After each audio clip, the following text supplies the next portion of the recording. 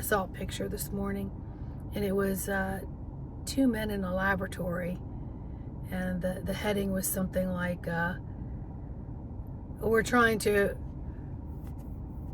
create something that looks and tastes like soy from all these different chemical materials that they had. And it triggered something in me. And the trigger was when my mother converted to being Seventh-day Adventist. And they didn't eat meat. But what they did was they ate everything imitation. And I used to say to my mom, if you don't eat hamburger, why do you have to make something look like a hamburger? If you don't eat pork, bacon, why are you trying to compress something made of God knows what to make it look like bacon? And I remember being 12, 13 years old, thinking this makes no sense. Like, how do you take something and make it look like a roast when it isn't an actual roast? Like, it's weird. And it tastes like cardboard. But people around me were like, oh, this is so delicious. This is wonderful. Yes, we don't eat meat. Well, then if you don't eat meat, why are you trying to make something look like meat? And what did it take to make that look like meat? That's what scared me the most. And I just couldn't do it. I couldn't do it. It was like, give me the real thing, or just give me a plate of vegetables where I can identify my vegetables. You don't have to put them all together, color code so they look something different, add all these additives that I have no clue what's doing to my body, put it through some kind of machine and pop it out and tell me it's a hamburger or a hot dog or a piece of bacon or a chicken patty. And then why do all these vegetarian, vegan things have to name it that sounds like something else? And so I think my mom or somebody said, well, it's just so you can feel like you're a part of other things. But if you don't support it, for whatever reason, why would you be partially contributing to all the things that make it look like what you don't support?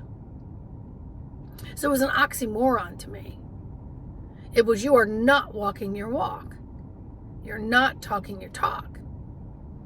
When I used to sell cosmetics, people would come in, and there was one particular woman that would come in, and this woman would drive every salesperson insane. And I'd heard stories about her, and I would see her, and I'd pay it no mind. Until one day she came in, and, well, we were there. Just me and her, just like that. So I just said, what can I show you today? Well, what are you interested in? Oh, well, I'm only interested in vegan cruelty-free products. That's it. That's all I'm interested in. Okay. Would you like for me to show you some of the brands that have that?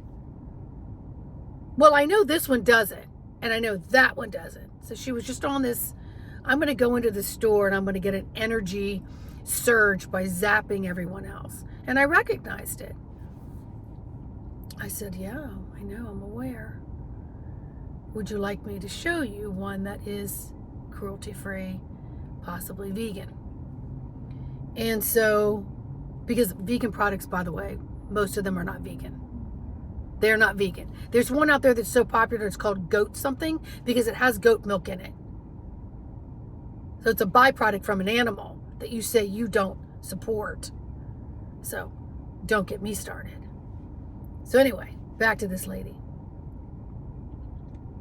So she goes on and on for like 5 minutes. I said, all right, well, you just let me know if I can show you anything else. And then I turned and I said, by the way, I love that belt. And I like that belt buckle. Is it leather? Oh, look, your shoes match. And the look on her face was, I'll be damned if this woman didn't call me out. So if you're going to be vegan and you're not going to have any products from any animals, and that includes honey from bees, then why are you wearing purses and shoes and belts? Why are you sitting on leather sofas? Why do you have leather upholstery in your vehicle? So you're going to stand for it here, but you're not going to stand for it here. So there's this clash that's creating mind fucking. And it goes into every cell and it affects your soul. Your cellular. And so there's this constant, nothing's matching. And so you're getting agitated, irritated. You're going through mood swings. And you don't even attribute it to doing the opposite of what it is you say you're supporting. You're going to blame it on something else. Something I ate, somebody made me mad, something happened at work, traffic. You're never going to correlate it to the fact that you yourself are sitting there talking out of both sides of your pie hole, and you're physically, mentally, spiritually, etherically, and emotionally living the opposites constantly. So you have this boom, boom, boom. And so there's this constant cross-contamination. And your body's just starting to implode, saying, you know what? I don't match. Nothing matches here. But nobody sits and says, why is this happening? So we have to reel it back in. We got to connect. We got to say, what is it that I want to support? And then how can I authentically reflect that inside and out?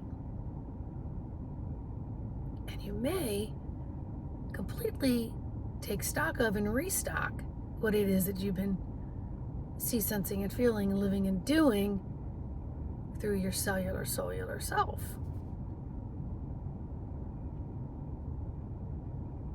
Take it one step at a time. Come back to a place where you can have more compassion and love for others. But don't tell me you stand for something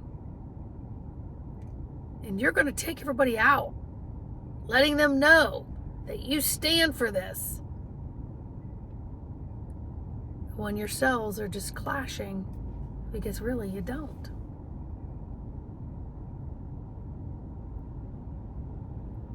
If you're not going to partake of something, don't try to imitate it.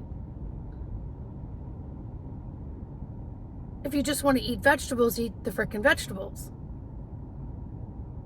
You don't need to tell anybody else why you're doing what you're doing.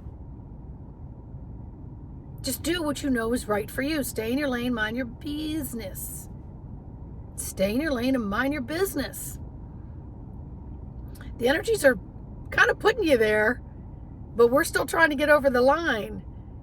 We're still trying to get out of our lane, because that's what our cellular self is accustomed to doing.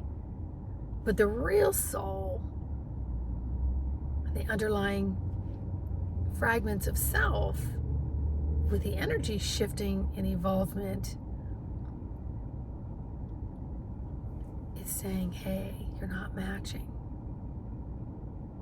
Can you kind of go back and calibrate a little differently?